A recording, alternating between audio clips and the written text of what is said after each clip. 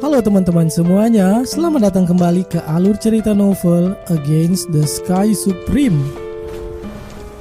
Ini adalah spoiler alur cerita yang diambil dari novelnya, karena saat video ini dirilis, animasinya belum tayang. Jadi mohon maaf kalau narasinya berbeda dengan videonya. Ini alur novel, bukan alur film. Dan buat kalian yang belum subscribe channel ini, subscribe dulu ya. Dan like videonya biar tambah semangat. Oke, langsung saja kita mulai spoilernya.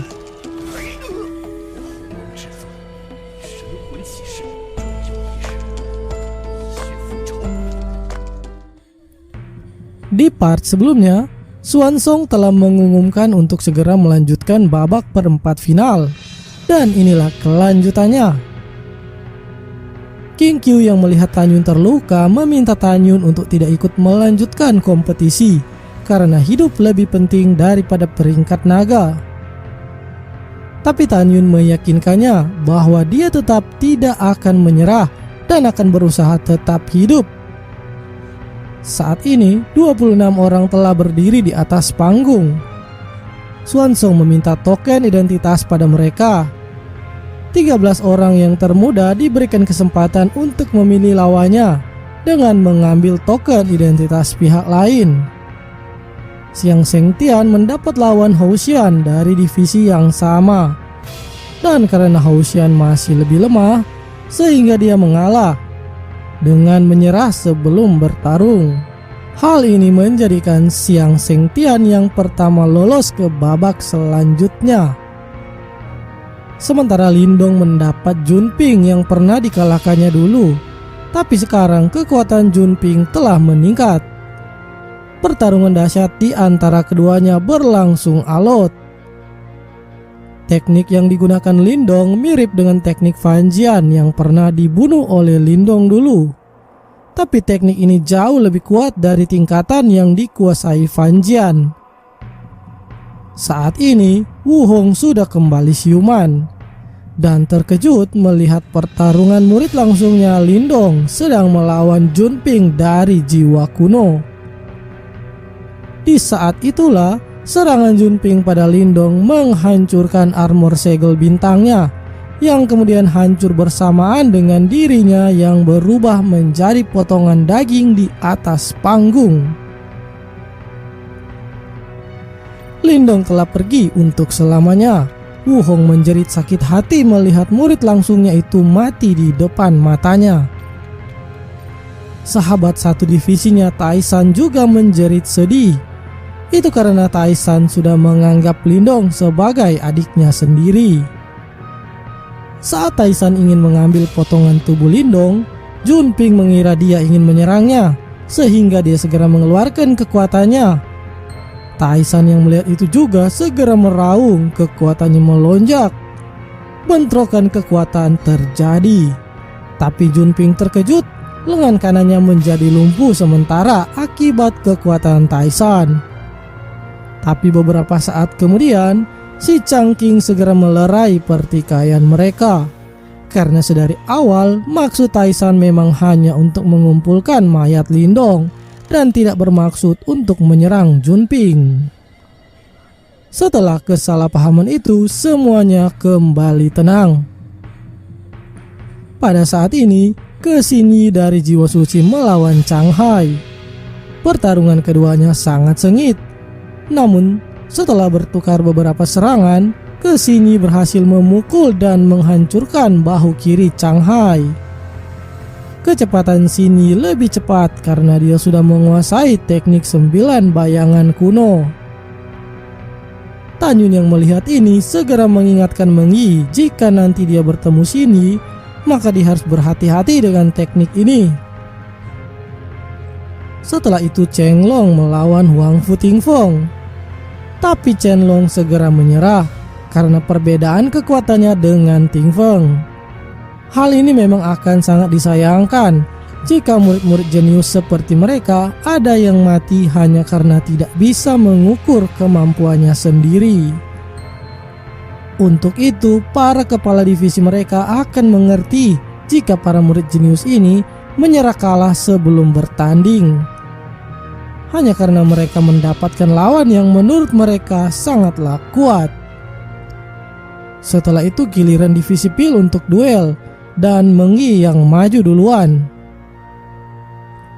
Mengyi mendapat lawan Jingkong dari jiwa binatang. Orang ini selalu mempermalukan Mengyi setiap kali mereka bertemu. Itu karena dia berteman dengan Chen Song, cucu Murong Hong, dan keduanya memang membenci Tan Yun. Jingkong tersenyum kejam pada Tan Yun dan berkata bahwa Tan Yun harus melihat bagaimana dia membunuh gadis kecilnya ini di depan mata Tan Yun. Dan setelah itu dia akan berdoa agar kembali bisa duel dengan Tan Yun dan mengirim Tan Yun menemui Mengyi. Tan Yun hanya mencibir padanya kalau dia tidak punya kesempatan sama sekali untuk selamat jika dia bertemu Tan Yun. Jingkong meraung di atas panggung dan mulai menyerang Mengyi. Keceriaan di wajah Wu Hong muncul karena akhirnya Mengyi akan mati di tangan murid jiwa binatangnya. Pertukaran serangan terjadi secara intens. Mengyi lalu mengeluarkan teknik dalam kitab Nirvana yang dipelajarinya. Aura menakutkan segera menyebar, kekuatannya sangat menakutkan. Jingkong terkejut melihat Mengyi, hatinya sedikit gentar. Cheng Song berteriak pada Jingkong agar segera turun dari panggung secepatnya. Saat Jingkong hendak melarikan diri, Mengyi berkedip seperti cahaya dan muncul di atas kepala Jingkong. Pedang cahaya Mengyi dilepaskan.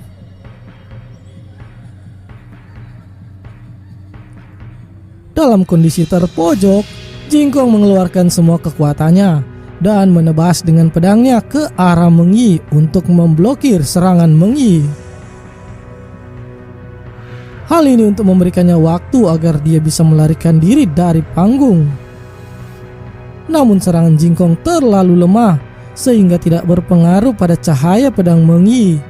Serangan Mengyi terus menghantam Jingkong hingga menutupi tubuhnya. Tubuhnya meledak dalam cahaya pedang. Bahkan pedang di tangannya juga ikut hancur. Serangan yang mematikan ini membuat suasana hening sesaat. Bahkan Jingkong yang berada di peringkat 3 jiwa binatang tidak mampu menahan serangan Mengyi. Meskipun Jingkong sudah menggunakan tubuh armor segel bintangnya, tetap saja dia tidak sanggup untuk memblokir serangan Mengyi.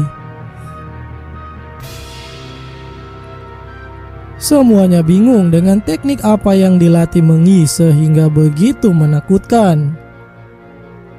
Changqing sebagai kepala divisi jiwa binatang yang baru bertanya pada Wu Hong tentang teknik apa yang telah diajarkannya pada Mengyi. Namun Wu Hong menjawab bahwa dia tidak tahu teknik apa yang dikuasai Mengyi saat ini. Semua orang yang penasaran juga ikut menunggu jawaban Wu Hong. Namun jawaban tadi justru membuat semua orang menjadi semakin bingung. Tapi Xuanzong tidak menahan diri. Dia segera bertanya pada Mengyi tentang teknik apa yang dilatihnya saat ini. Mengyi menjawab bahwa tekniknya ini diajarkan oleh seorang kakek. Xuanzong terus mengejar dan bertanya siapa kakek itu. Mengyi menjawab kalau kakek itu adalah guru Tan Yun.